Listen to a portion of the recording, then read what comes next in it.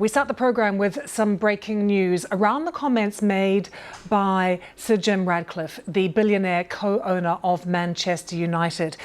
We have just had news that he has apologised for comments that he made when he said the UK has been colonised by immigrants. Now, in the past few minutes or so, he has said, "I am sorry that my choice of language has offended some people in the UK and Europe. I'm sorry that my choice of language has offended some people in the UK and Europe."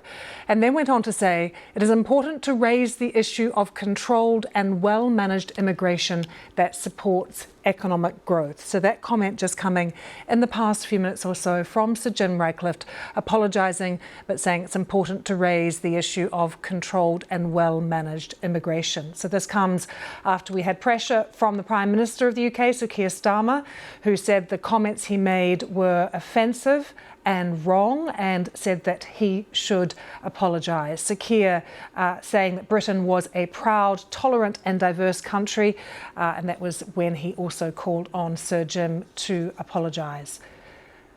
Let's bring in our political correspondent, Nick Eardley, who is in Westminster for us. We've just had this apology through from Sir Jim. What other details do you have, if any, Nick? When did he say it? Where was he? Well, what I can tell you is the political reaction to this has been pretty vociferous over the last 12 hours, actually. The government has been very critical of Sir Jim Ratcliffe's comments. We heard, as you said, the Prime Minister calling for an apology in the last half hour. The Chancellor has called the comments disgusting.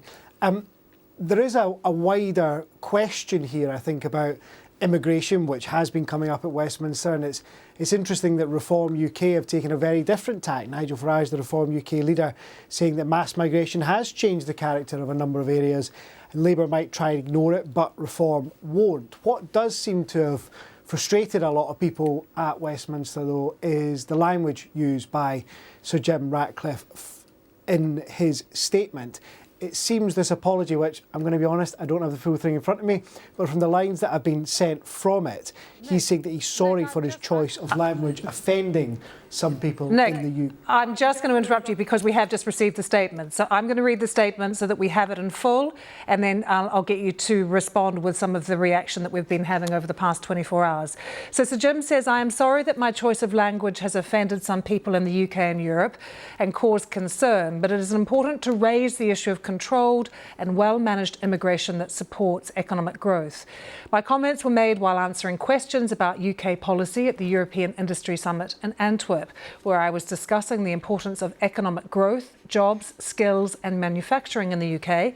My intention was to stress that governments must manage migration alongside investment in skills, industry and jobs so that long-term prosperity is shared by everyone. It is critical that we maintain an open debate on the challenges facing the UK." So that is the statement that has just been sent through, Nick. Yeah, and I think the question that I suspect a lot of politicians will be asked over the next few hours is, do they see that as a fulsome apology, or do they think the particular language of saying, "I'm sorry that my choice of language offended people," goes far enough? I mean, the broader context for this, of course, is it's been a really bruising week for the government, and I suspect the Prime Minister was more than happy to be in a place where he could talk about something other than his own leadership. It sometimes feels like Downing Street is as precarious as the Manchester United dugout at the moment.